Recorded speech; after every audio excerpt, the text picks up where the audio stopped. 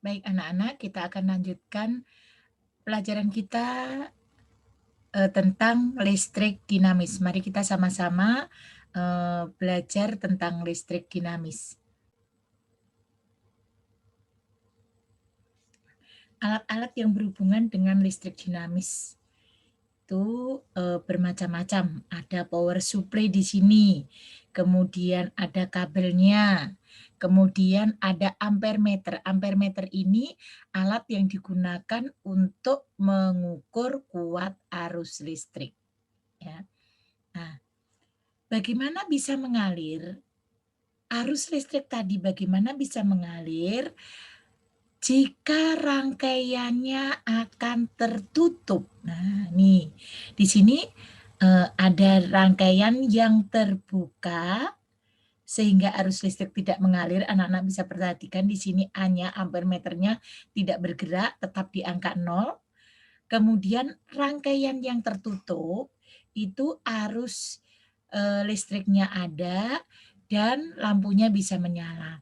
Sehingga ampermeter menunjukkan berapa arus listrik yang masuk. Nah, sehingga kalau diambil kesimpulan bahwa rangkaian terbuka itu tidak akan ada arus, lampunya mati, dan rangkaian tertutup itu arusnya mengalir.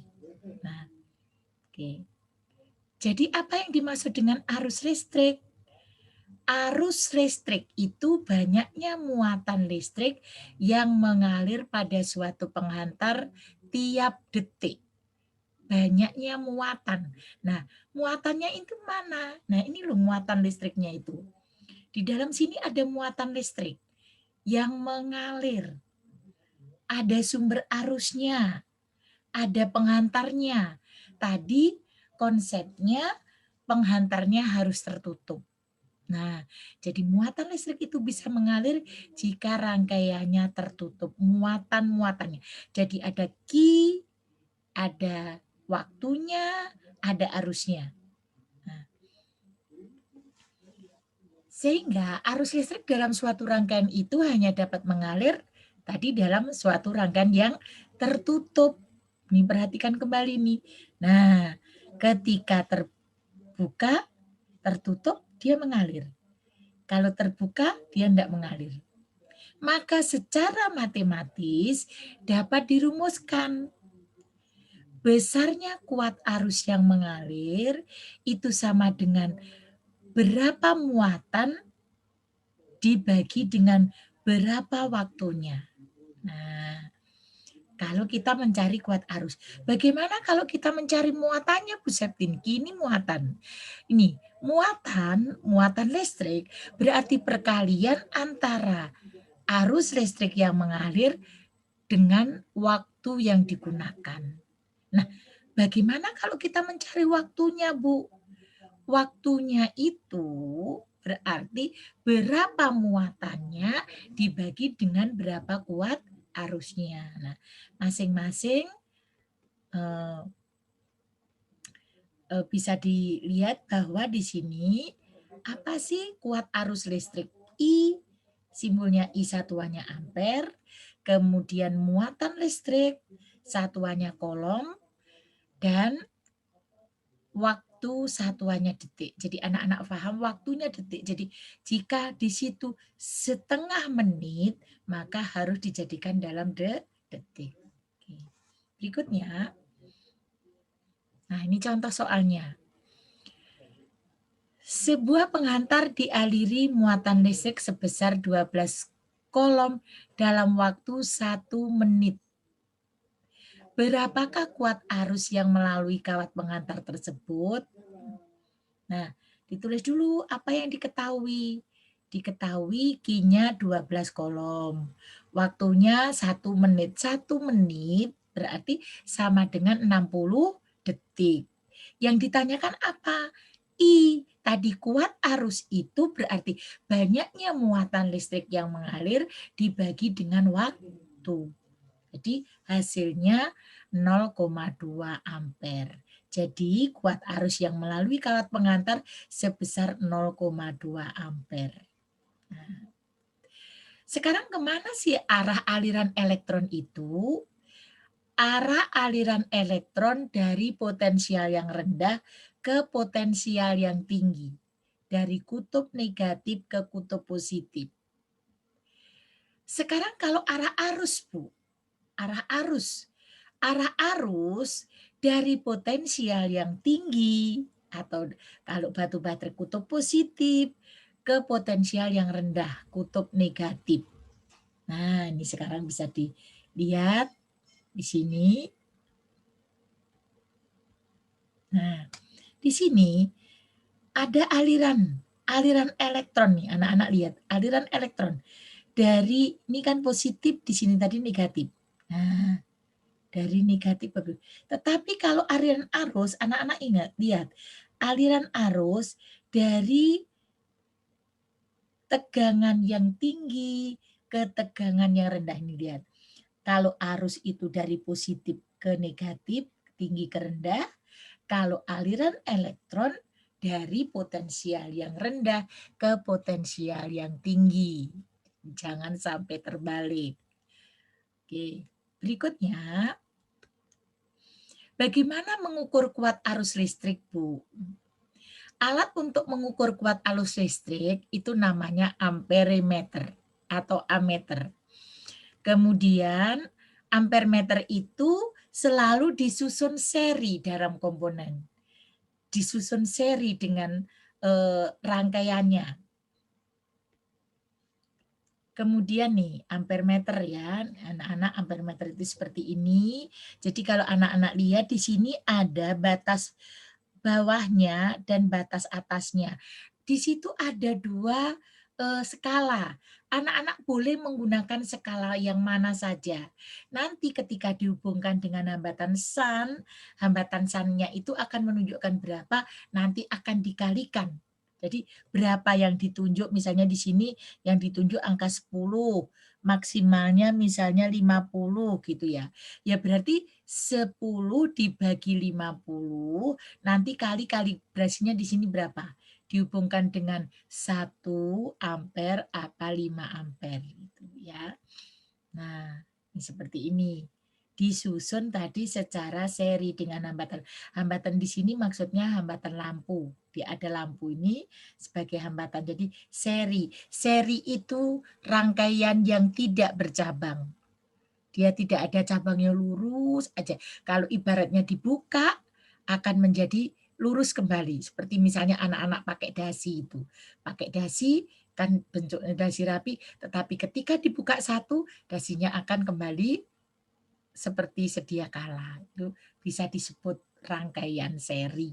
Analoginya seperti itu. Berikutnya, contoh penggunaan amperemeter. Nah ini, kebetulan ya, Ibu sendiri sedang mengukur, nih penggunaan amperemeter.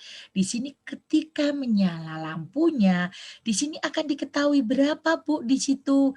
Anak-anak menggunakan skala yang bawah atau skala yang atas akan sama hasilnya. Ya, dilihat di situ berapa ininya, angka yang ditunjuk, kemudian nanti dibagi seperti tadi. Misalnya 10 ya, 10/50 kali kalibrasi di sininya. Tadi yang Ibu bilang tadi, di angka berapa di sini? Angka 1, angka 2, atau angka 5. Ya, itu cara mengukurnya. Kemudian kita lanjut ke saklar dan sekring. Anak-anak tahu saklar itu alat untuk menyambung atau memutuskan aliran arus listrik. Anak-anak kalau di rumah lampu cetek-cetek itu ya, itu namanya saklar. Kemudian, nah ini saklarnya. Nah, ketika dihubungkan maka dia menyala. Tapi ketika diputus dia mati. Tuh, nah ini ya, ini yang namanya saklar on off, mati nyala bisa. Oke. Jadi tadi apa? Saklar itu alat untuk menyambung atau memutuskan aliran arus listrik. Kemudian apa Ibu sekring, Bu? Sekring adalah alat untuk membatasi kuat arus yang masuk, yang maksimum, yang mengalir. Misalnya anak-anak bilang, loh kenapa di rumahnya 450 misalnya watt, kemudian anak-anak setrika, kemudian pas apa namanya, mesin airnya menyala, maka tiba-tiba jeglek gitu. Loh, kenapa jeglek? Oh iya, Ma, aku setrika. Membatasi karena terlalu banyak arus yang masuk, nggak kuat, maka dibatasi. Itu namanya adalah sekring. Nah, ini sekring. Jadi sekring itu menyebabkan arus yang masuk akan ketahuan, dia akan diputuskan, ya, akan diputuskan. Nah, ini bentuk-bentuk sekring itu bermacam-macam, ya. Ada yang zaman dulu sekali itu bentuknya seperti ini. Tapi yang sekarang kalau anak-anak di rumah anak-anak mungkin yang sudah seperti yang Ibu tunjuk ini ya, yang turun naik. Tapi kalau yang Ibu dulu zaman Ibu di sini masih yang putaran seperti itu.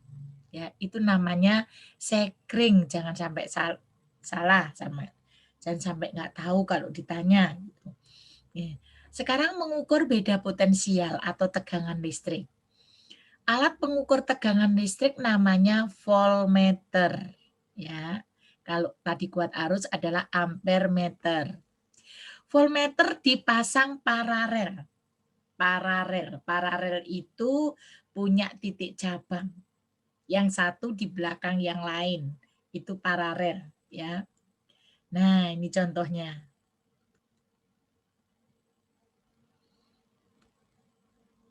Nah, ini anak-anak dipasang paralel. Di sini ada titik cabangnya ya dipasang. Ini ada lampunya di sini, kemudian dipasang secara paralel. Nah, kemudian dia akan menunjukkan berapa angkanya gitu ya. Ini namanya voltmeter. Biasanya ada tulisannya V gitu. Kalau ampermeter A, tetapi sekarang sudah canggih ada yang namanya multitester. Bisa digunakan untuk mengukur ampermeter, voltmeter, dan ohmmeter hambatannya. Oke, sekarang anak-anak ada tugas. Tugasnya adalah gambarkan rangkaian arus listrik yang sedang mengalir dengan benar. Yang sedang mengalir dengan benar. Tadi konsepnya apa? Arus listrik dapat mengalir berarti digambar rangkaiannya bagaimana. Kemudian yang nomor 2, anak-anak mencari arus listrik sebesar 5 miliampere. Ingat, 5 miliampere. Harus dijadikan satuannya ampere. Semua harus dalam satuan SI. Mengalir dalam suatu penghantar selama setengah menit. Berarti harus dijadikan detik. Berapa besar muatannya? Yang ditanya adalah Q-nya. Oke. Sampai di sini dulu pertemuan kita kali ini, anak-anak. Tunggu pertemuan berikutnya. Oke, sukses selalu untuk anak-anak. Billahi taufiq wal hidayah. Assalamualaikum warahmatullahi wabarakatuh. Dan